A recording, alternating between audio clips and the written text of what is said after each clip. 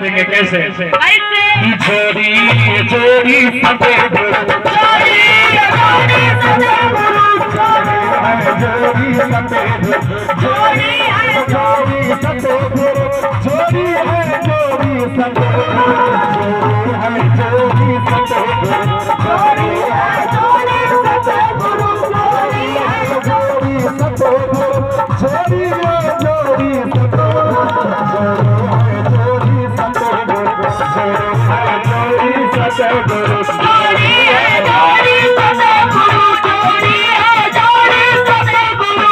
पहले हम बोले हैं नाचना है, सभी लोगों को नाचना है, जो पीछे बहने बैठे हैं आपको भी नाचना है, लेकिन ऐसा नाचना है सिर्फ भगवान देखें और हम देखें, दूसरे लोग देख न पाए। मन से नाचना है, प्यार से कहिए जोड़ी है जोड़ी सफेद जोड़ी है जोड़ी आज बाजी रही सहनाई आज बाजी रही सहनाई आज लख लख हो बधाई जोड़ी है जोड़ी सफेद जोड़ी है जोड़ी सफेद संता देश परिवार को संतो देश परिवार को संतों की लाख बधाई है जोड़ी सफेद जोड़ी है जोड़ी सफेद जोड़ी है जोड़ी सफेद आई लगता है कि पूरा संसार की शादी है आज मेरे रात की शादी है आज मेरे रात की शादी है यार की शादी है मेरे दिलदार की शादी यार की शादी है दिलदार की शादी है आज मेरे यार की शादी है आज मेरे यार की शादी है यार की शादी है। निरंजन जी निरंजन बाबू आजा ये बधाई हो रहा है आज मेरे यार की शादी है आज मेरे यार की शादी है यार की शादी है मेरे दिलदार की शादी है यार की शादी है मेरे दिलदार की शादी है यार की शादी है आज मेरे यार की शादी है प्यार नल बसे जोड़ी पल पल खुशी मनाओ प्यार नल बसे जोड़ी पल पल खुशी मनाए। संचालक जी से हम क्षमा चाहेंगे, थोड़ा सा आप कृपा कर दीजिए।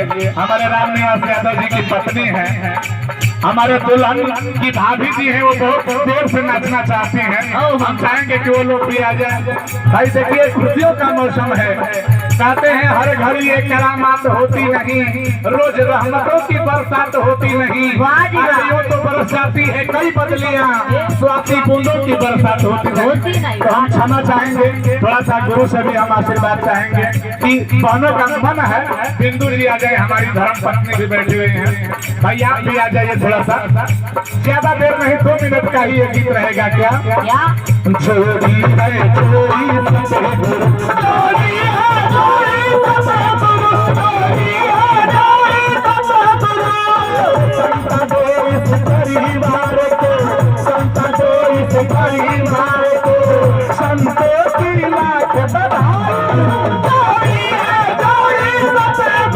जोड़ी है जोड़ी सफेद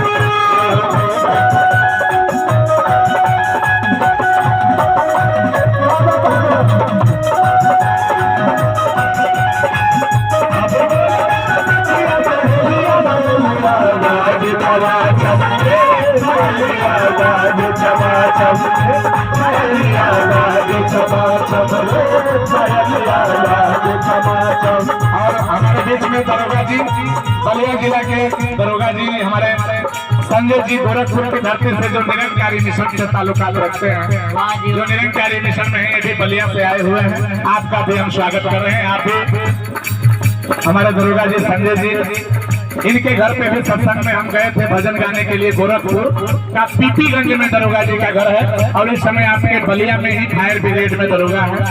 और आपके घर पे अभी परसों ही सत्संग में बैठ जाइए, स्वागत है आपका, बैठ जाइए, दोनों बैठ जाइए। मुबारक हो तुमको ये शादी तुम्हारी, सदा खुशी रहो ये दुआ है हमारी, सदा खुशी रहो ये दुआ है हमारी। और आखिरी में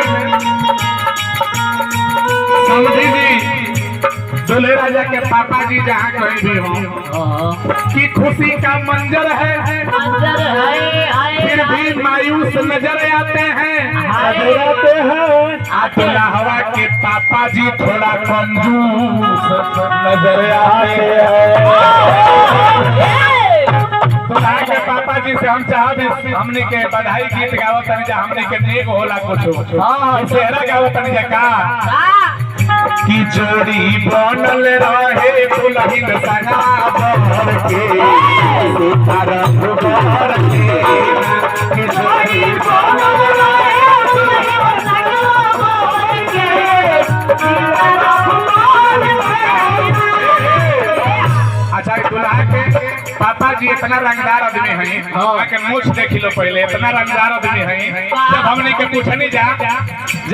पूछने जा कि ये पिताजी आपके दहेज में क्या चाहिए, विधायक जी सुनिए, हमने पूछा कि दहेज में आपको क्या चाहिए, तो इन्होंने क्या जवाब दिया, सुनिए कितना बढ़िया जवाब है, बिहार के जितना लिखे हैं। कहनी कि दहेज में आपके क्या चाहिए, दुल्हा के चाचा जी बने पूछनी दहेज में क्या चाहिए, तो जानते नहीं क्या कहनी यहाँ के बात बढ़िया लगी तो ताली बजाई लो। दुल्हा के पापा जी या चाचा जी कह लो कि दहेज में हमके क्या चाहिए, मारो के खोलाई समधि मांगे समधि में आके, मारो के खोलाई समधि समधि जी कहलन कि हमरा के दहेज में कुछ ना चाहिए, भगवान हमरा के कुल चीज देले बन, चितवाटी में एगो स्थान बा, ट्रैक्टर टाली मकान दुकान खेत बाड़ी बगीचा कुल तो बटले बा, भाई सोना ई सब लइका बटले बा, और का समधिन चाहिए हमरा के। मारो के खोलाई समधि मांगे समधि मिया के, मारो के खोलाई समधि भीड़ भइल भारी, माला में भीड़ भइल भारी, तारे रंगदार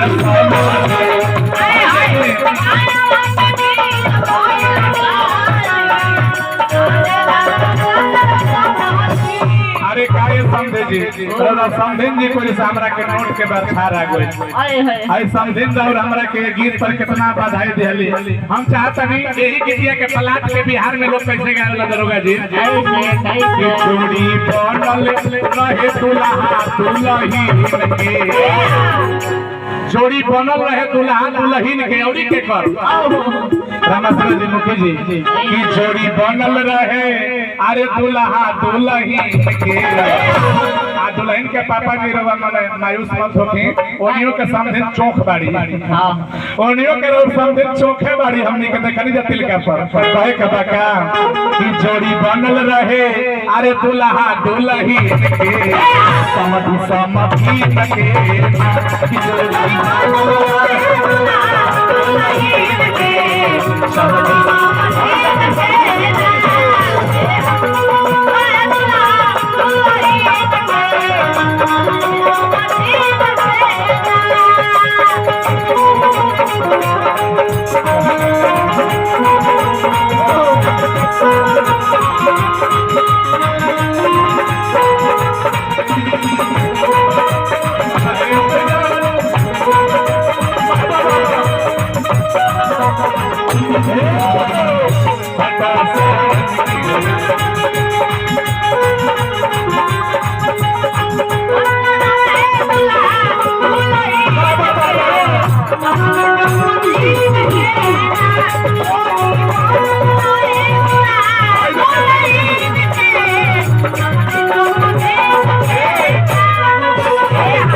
दुल्हन के पापा हमने वो मोछ रखले बड़ा देख ली।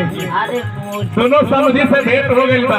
हमने के विधायकों जी के मोछ के कमाल के बाद देख ली। वाह जी वाह। लेकिन कहे के बा काम से लेकिन कैसे इनमें जोड़ी बनल रहे माई औरी बाप के।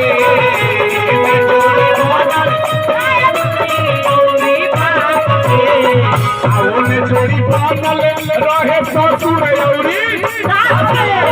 उनमें जोड़ी बनल रहे ससुर औरी सास के। दोनों ओरी के जोड़ी बनल रहे। हमने के विधायकों जी के जोड़ी बनल रहे। आज सदगुरु से हम अरदास करब कि जिनकी जिनकी झोलियां नहीं भरी हैं आप सब लोगों की झोलियां भर दीजिए और जितने भी लोग कुंवारे हैं यहाँ पे आप सब लोगों की शादियां कर दीजिए। वाह आज देखिए हमने के विधायक जी को से हजारों रुपया के आशीर्वाद आई हमने के प्रदीप गुप्ता हमारा चितबड़ा गांव के धरती से हमारे घर बसदेवा में हो। आप प्रदीप गुप्ता भैया का चितबड़ा गांव लेकिन चितबड़ा गांव बसदेवा में अंतर नहीं के दोनों रास्ता नहीं रही न जा। लेकिन विधायक जी के कह दी कि भरत रही रौरा फुलात रही रौरा भरत रही रौरा फुलात रही रौरा। ऐसा ही हमने के सोझा बैठल बैठल खाली मुस्कुरात रही रौरा। आज ने बाढ़ में है गंगा जी बढ़ियाली इन्होंने रोई रोई के बढ़िया रही रौरा। तो अंत में तने कहे के काम रहमत बरसत रहे गुरु के नजर के सितारा फुलवार के रहमत